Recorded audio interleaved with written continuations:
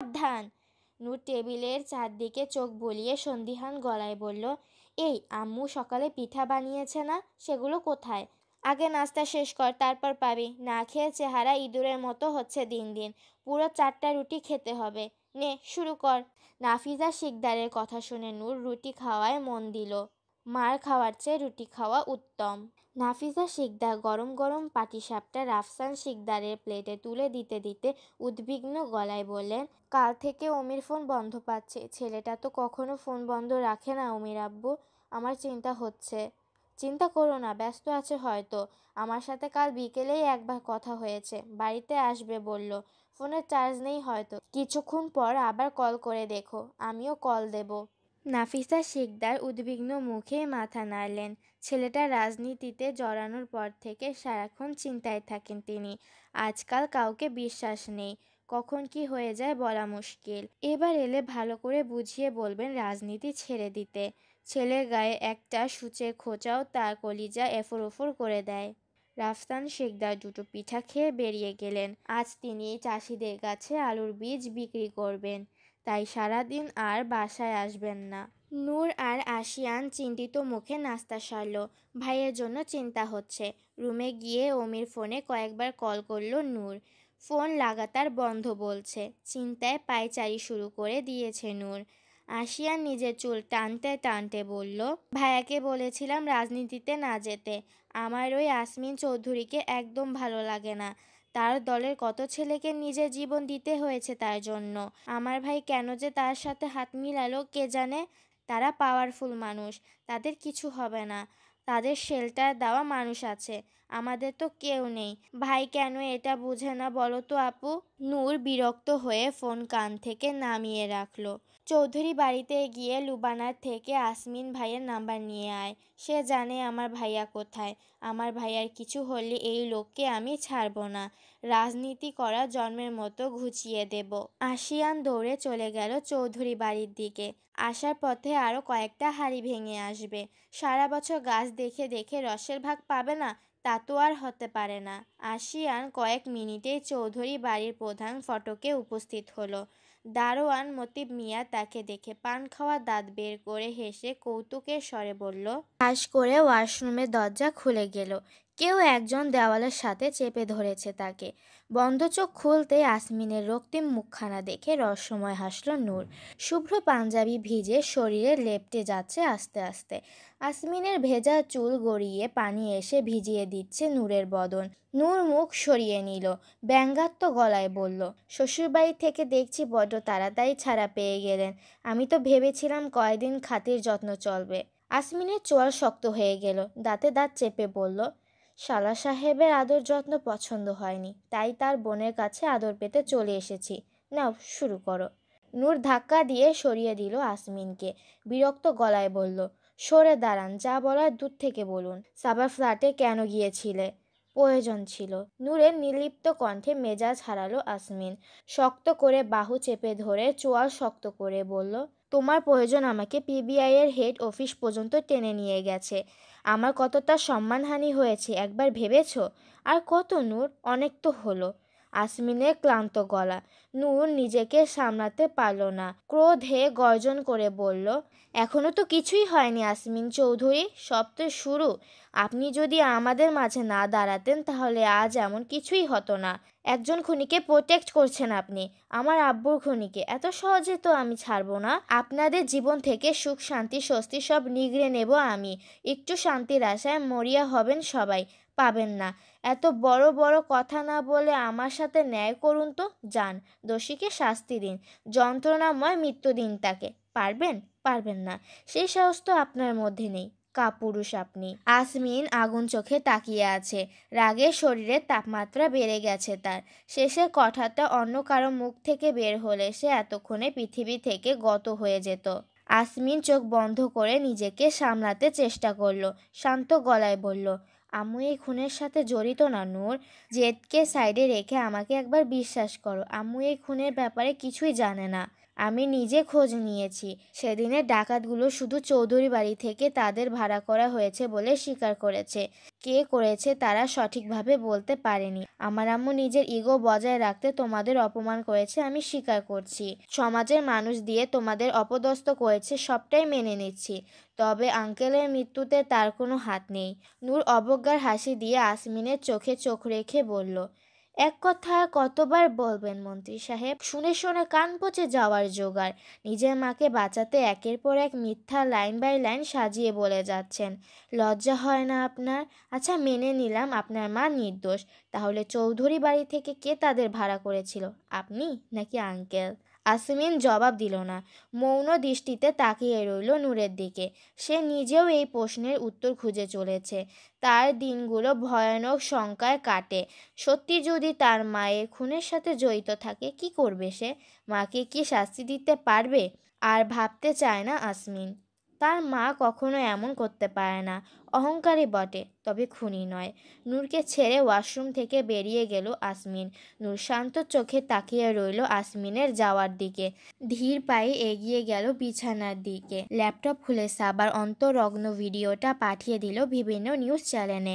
সাবার সাথের মানুষটার মুখ ব্লার করে দিয়েছে সে। ফেস দেখা না গেলেও এটা স্পষ্ট যে এই লোকটা আসমিন নয়। নিজের কাজ সেরে মাথা এলিয়ে দিল নূর। এই ফুটেজটা সংগ্রহ করতে গিয়েই আজ এত ঝামেলা হয়ে গেছে। ভাগ্য ভালো, আগে ভাগেই বেরিয়ে আসতে পেরেছে সে। মনে মনে স্বস্তির নিঃশ্বাস ফেলল নূর। এত কিছুর পরেও আসমিনকে প্রোটেক্ট করতে ইচ্ছে হয়। আনমনেই মলিন হাসল সে। ভালোবাসা এত বিচিত্র কেন? অতীতের কালো অধ্যায়ে তাদের ভালোবাসা অদৃশ্য হয়ে গেছে। গায়ে ঘা ঘেঁষে থাকলেও মন পর্যন্ত পৌঁছানো অসম্ভব। চোখ বন্ধ করে আব্বুর মুখটা মনে করার চেষ্টা করল নূর। মনে পড়ে গেল সেই দিনগুলো।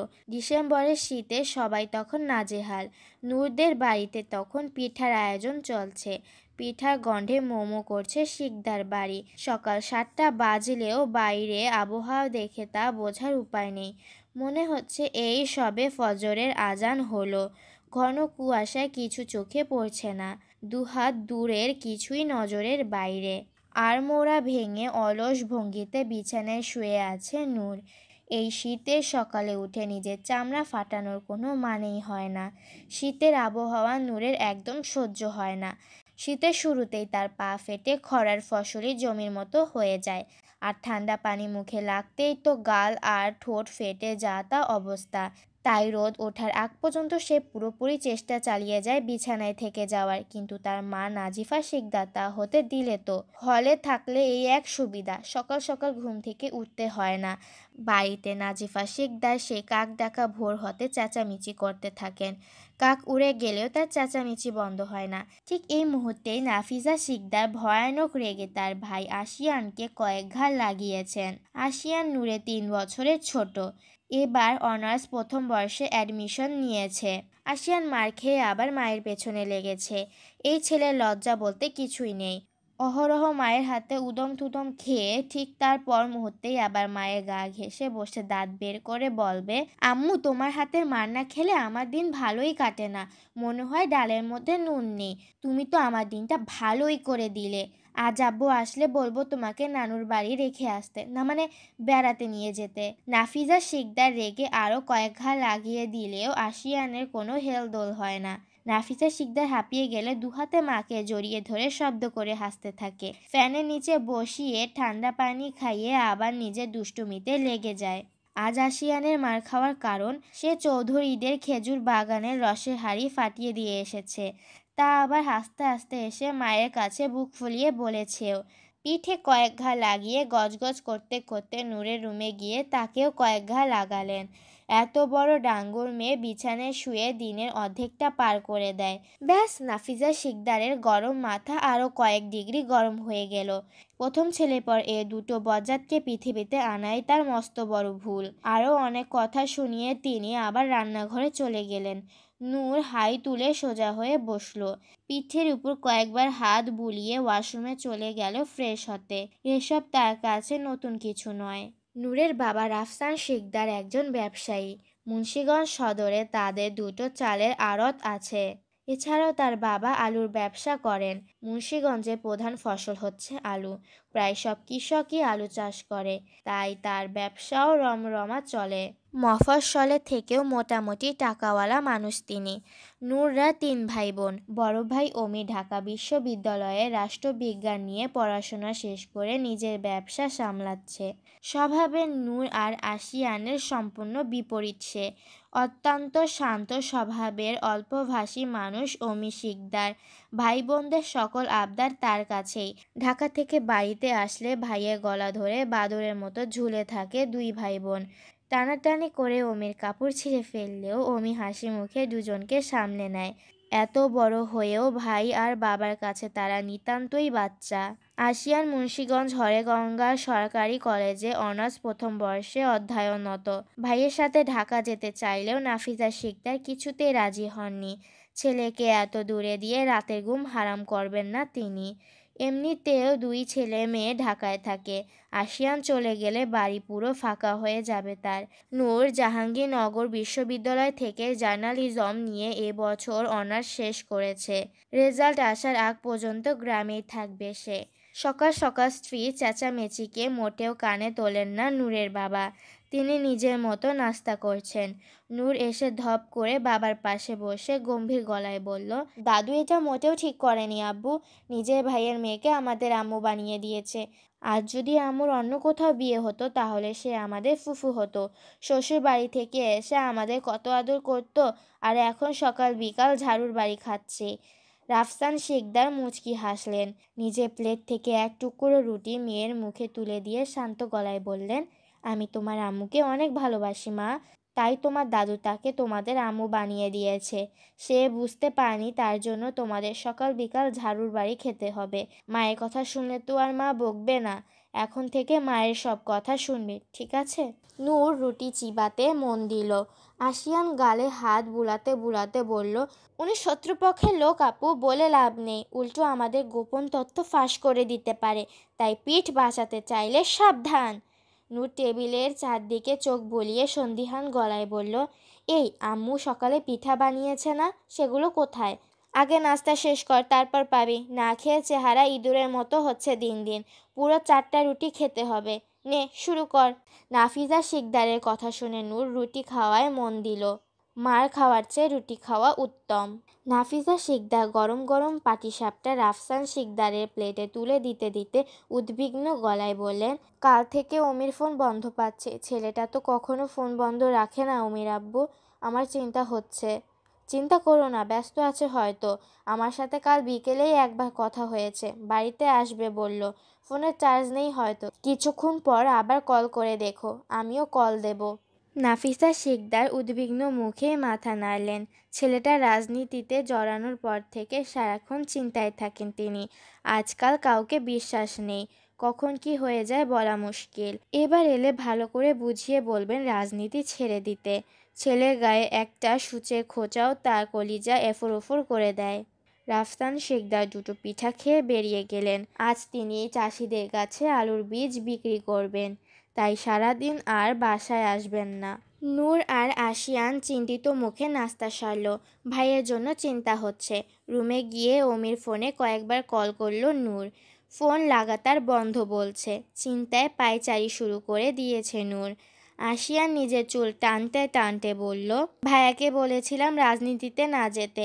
আমার ওই আসমিন চৌধুরীকে একদম ভালো লাগে না। তার দলের কত ছেলেকে নিজের জীবন দিতে হয়েছে তার জন্য।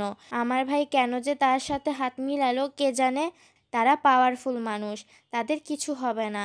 তাদের শেল্টার দেওয়া মানুষ আছে, আমাদের তো কেউ নেই। ভাই কেন এটা বুঝে না বলো তো আপু? নূর বিরক্ত হয়ে ফোন কান থেকে নামিয়ে রাখলো। চৌধুরী বাড়িতে গিয়ে লুবানার থেকে আসমিন ভাইয়ের নাম্বার নিয়ে আয়। সে জানে আমার ভাইয়া কোথায়। আমার ভাইয়ার কিছু হলে এই লোককে আমি ছাড়ব না। রাজনীতি করা জন্মের মতো ঘুচিয়ে দেব। আশিয়ান দৌড়ে চলে গেল চৌধুরী বাড়ির দিকে। আসার পথে আরও কয়েকটা হাঁড়ি ভেঙে আসবে।